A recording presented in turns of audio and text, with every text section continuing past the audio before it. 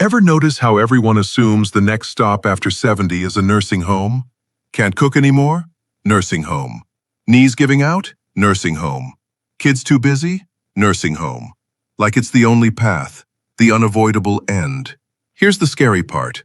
Most families don't realize this, but being placed in a nursing home often happens by default, not by choice. About 35% of Americans 65 plus actually live in nursing homes, and so many feel trapped into thinking it's the only way. And once you step inside, you might lose more than freedom: your schedule, your privacy, your identity.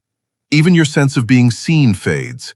But here's the thing, it doesn't have to be this way.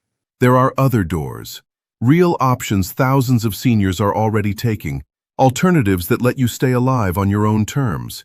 If this hits home, subscribe now, because knowing these options could change your future. Here's the spot a lot of people land in, and nobody really prepares you for it. You're doing mostly fine. You can cook, you can shower, you can live your day. But everything takes a little more energy than it used to. Groceries feel heavier. Driving at night feels annoying. Fixing things around the house turns into a whole project. And that's when the conversations start. Your kids aren't trying to push you out. They're worried. You're not trying to worry them. You just want normal life. So everybody gets polite. They say stuff like, maybe we should think ahead, just in case, for safety. But underneath all that careful wording is one big question. Where are you supposed to go? Living with family sounds nice until you realize you're fitting into their routine, not yours. Hiring full-time help sounds good until the cost hits harder than the mortgage ever did. Retirement communities sound peaceful until you see the price tag and laugh a little too hard. So people end up stuck in the middle, not sick enough for a facility, not young enough for total independence, not wealthy enough for luxury options. That's the quiet pressure point. And this is usually when families default to the nursing home idea, not because it feels right, but because it feels official, like the only plan that exists. But what if the real problem isn't aging? What if it's just a lack of information? Because thousands of seniors are already living differently, in ways most people never even hear about. Let me tell you about someone I'll call Margaret. She's 76, a retired elementary school teacher from Chicago. She's lived in the same apartment for decades, every bookshelf and photo frame exactly where she likes it. Her husband passed away several years ago, and the quiet started settling in. Her 2 kids live across the country. They call often, send gifts, care deeply.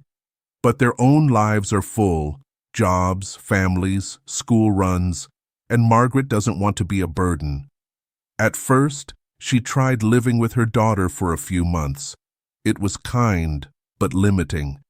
She couldn't make her own meals. She couldn't watch her favorite shows on her own schedule. Even taking a walk outside felt like she had to ask permission. Next, she tried a live-in home care aide. Nice folks, but the aide rotated 3 times in 5 months. She had to explain every routine, allergy, and cupboard location over and over. Finally, her kids suggested a nursing home. Margaret lasted 3 days. She said, "I don't want to disappear into a room number. I need my own life." That's when she started exploring other options. What Margaret found next is something most people have never heard of: an adult family home. Like before, it's a regular house in a neighborhood, not a facility. Usually 2 to 6 residents live there, with a trained caregiver actually living in the home. Margaret loved it immediately: home-cooked meals, a couch she could nap on, people who learned her habits, and her own bedroom still hers. Cost?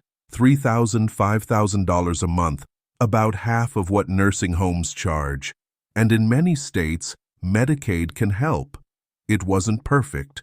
She visited, asked questions, trusted her gut, but the difference was huge. She wasn't bed B. She was living in a house where help happened to exist, not controlling her life. The second option is a little different. This one isn't about care first. It's about not being alone. It's called senior co-housing. You still have your own place. Front door, kitchen, bathroom, all yours. You lock it, decorate it, ignore people when you want peace. Nothing shared inside your personal space. But step outside your door, and life exists again. There's a shared garden, maybe a workshop, usually a big kitchen where neighbors cook together a few nights a week. Not mandatory, just there. And here's the twist.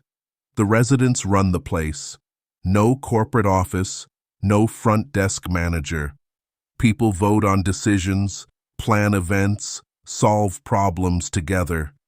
It feels less like a property, more like a small town that fits in one block.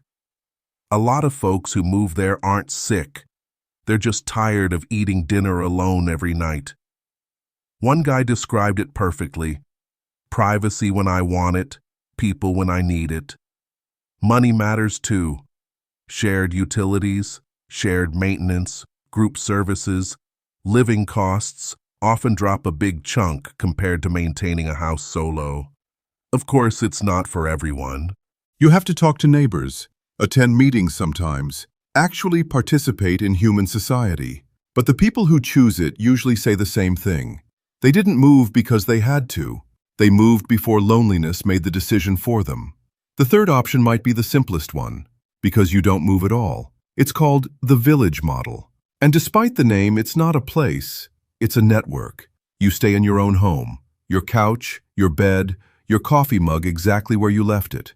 But you join a local membership group, usually run by neighbors and volunteers. Think of it like a support circle on standby. Need a ride to the doctor? Someone signs up. Light bulb too high to reach? Someone comes by. Computer acting possessed again? There's a retired tech guy who loves fixing that stuff. You pay a small yearly fee, usually a couple $100, and suddenly you're not handling life solo anymore. There are also coffee meetups, walking groups, little events, reasons to leave the house that aren't appointments. And for a lot of people, that's the real medicine. Not constant care, just reliable backup. Now, this won't replace full medical support. If you need round-the-clock assistance, this isn't the answer.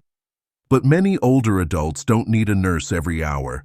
They just need a safety net, someone to notice if they don't show up, someone to call when something small goes wrong before it becomes big.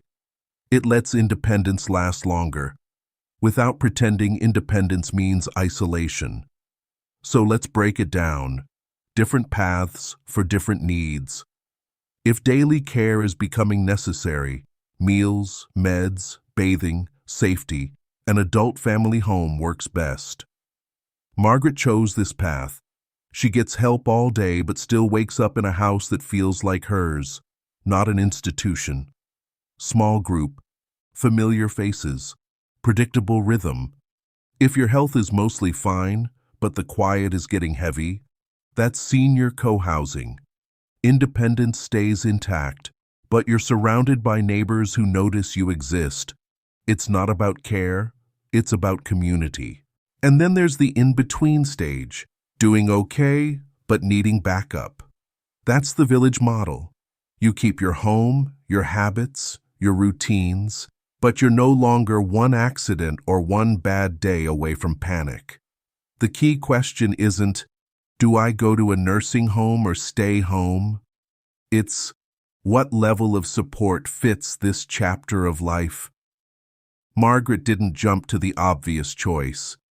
She found a path that matched her needs and kept her independence. That's the lesson. Aging isn't just about help. It's about choosing your own path. There's a weird thing about getting older. The world starts planning your life for you. Not cruel, just efficient. Forms get simpler. Choices shrink. People talk about placement, like your furniture that needs the right corner. Most people don't fight aging. They fight erasing. Losing the right to decide when to wake up, what noise fills the evening, whether today is busy or slow. Margaret's story proves something. It's not about avoiding help. It's about choosing the kind of help that keeps you you. A smaller house can still feel like yours. Shared living can still feel like yours. Even assistance can still feel like yours. Aging doesn't steal identity, lack of options does. And the moment you realize there are multiple paths, fear shrinks, planning grows, and independence lasts longer than you thought possible. So here's the bottom line. Nursing homes aren't the only way. They're just one door, and not always the best one. If daily care is needed, like Margaret, an adult family home works. If you want independence with community, senior co-housing can change your days. If you want to stay in your own home but need a safety net, the Village model has your back. None of these are perfect. All require research, planning, honest conversations. But they exist, and knowing them changes everything. Now I want to hear from you. Which of these alternatives do you think would fit you or someone you love best? Drop your thoughts in the comments below. I read every one. And if this video hit home, go ahead and like, share, and subscribe. We're here to help you live life on your own terms, just like Margaret.